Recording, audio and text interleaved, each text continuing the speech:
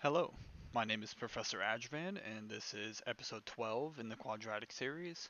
In this episode, we're going to talk about solving quadratics, specifically using the factoring method. So if you're not comfortable with factoring yet, I highly recommend that you go back a few episodes and watch the ones talking about how to factor quadratics. We're going to look at three examples in this video. The three examples are on your screen now, so if your homework problems look like this, then this is the correct video for you. If you're looking at these problems and you think that you already know how to do them, I suggest that you go on to episode 13 in the quadratic series. But for everybody else, we're going to go ahead and jump into it. So before we even start to solve the quadratics, I want to talk about this idea called the zero product property.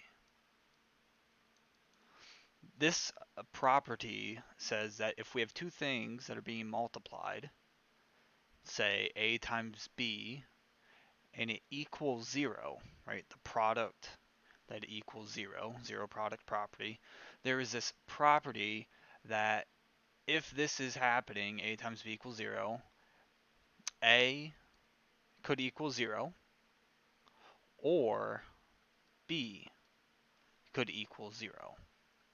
And this makes sense because if a is 0, then 0 times whatever b is, it doesn't matter what b is, will equal 0. Likewise, if b is equal to 0, it doesn't matter what a is because a times 0 will equal 0. We're going to use this idea to look at how to apply it to factoring to solve quadratics. So looking at our first example with x squared plus x minus 12 equals 0, we're going to factor first. And we know that we're going to factor by taking our c term, the negative 12, and look at what two things factor negative 12 that are going to add to make my b term positive 1. So we could list them all out, and eventually we'll see that 4 and negative 3 multiply to make negative 12 and add to make positive 1. And we factor by rewriting our quadratic, but rewriting this middle term as not an x, but as a positive 4x and a minus 3x.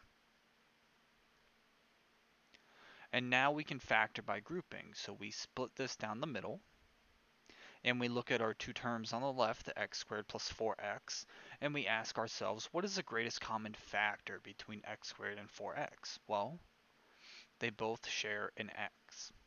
And what are we left with? We're left with x plus 4. On the right, negative 3x, negative 12. What do they have in common? What is the greatest common factor? Well, the greatest common factor between negative 3x and negative 12 would be negative 3, and we are left with x plus 4. Because we have an x plus 4 here and here, we know that we factored correctly, and that x minus 4, or x plus 4, excuse me, is one of the two factors. The two things that we've pulled out, x and negative 3, is the other factor. And this is still equal to 0. So now let's apply the zero product property, where I have two things being multiplied.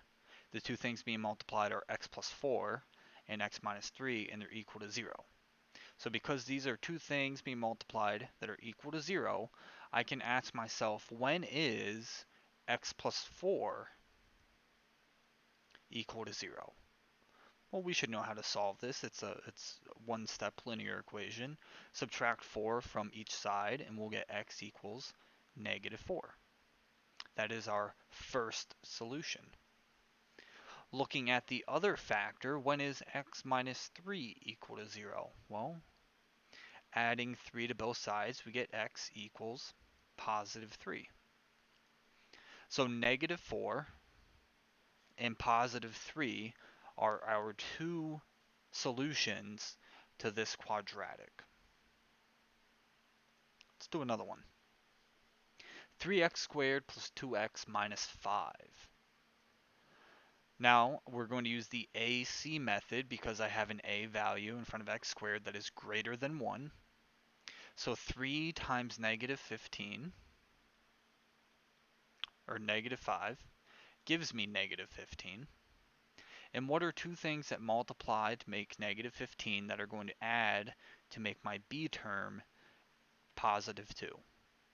We could list out all of the factors, and eventually we should see that positive 5 and negative 3 multiply to make negative 15, and they add to make positive 2. So we're going to rewrite our quadratic, but instead of putting 2x, we're going to put plus 5x minus 3x. And now we can factor by grouping, splitting it down the middle. Looking at the two terms on the left, 3x squared plus 5x, what do they have in common? What is the GCF? Well, the GCF is an x. And we're left with a 3x plus 5.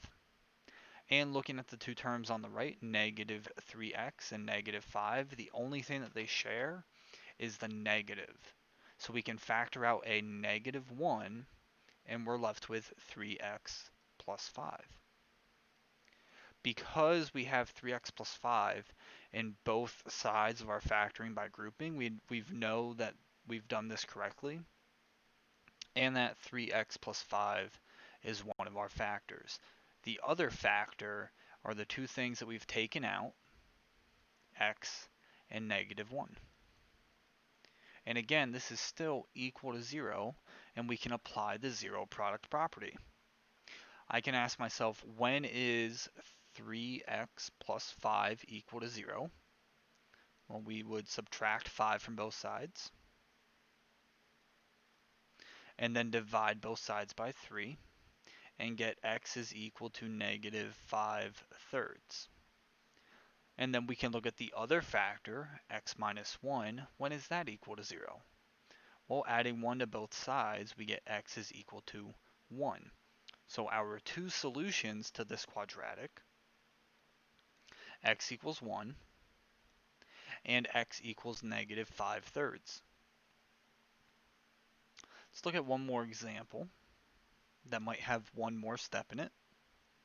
So before I even solve this problem, I should notice that I'm going to get some very big numbers. If I multiply a and c, we're going to have 8 times negative 84. I don't know about you, but I don't want to list out all of the factors of 632.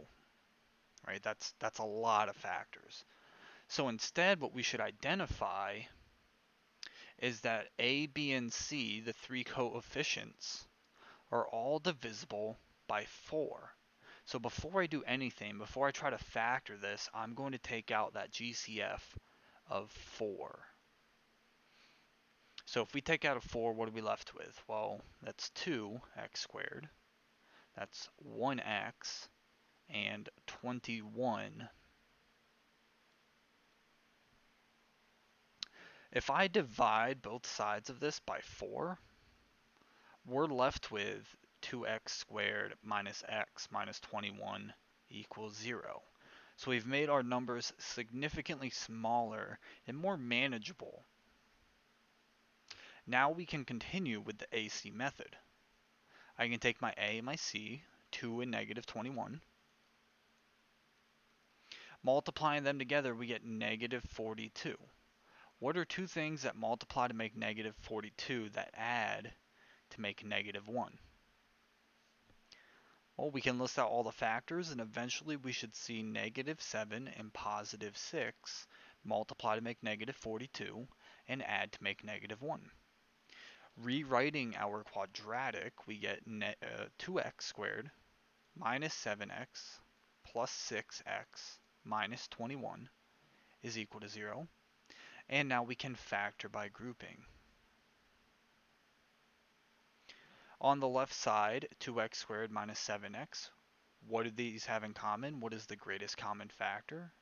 Well, the GCF is x. And what are we left with? We are left with a 2x minus 7.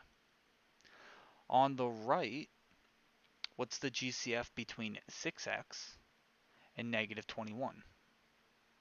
They both share a common factor of 3. And if we take 3 out, we are left with 2x minus 7.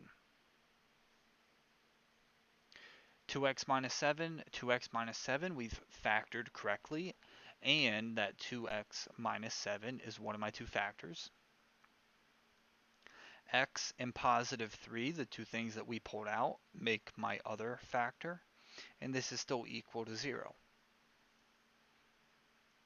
So I can look at when are these two factors equal to 0. When is 2x minus 7 equal to 0? Well, if I add 7 to both sides, we have 2x equals 7. And then dividing by 2, we have x equals 7 halves. What about x plus 3? When is that equal to 0? Subtracting 3 from both sides, we get x is equal to negative 3. So these are our two solutions to this quadratic. Hopefully this helped. If it did, maybe drop a like down below. If you still have some questions, go ahead and comment them. I'm active in the comments, and I will do my best to answer any questions that you still have. If you have a suggestion for something that you would like me to cover, please comment that down below as well. And consider subscribing for more math lessons like this. Thanks, and we'll see you in the next one.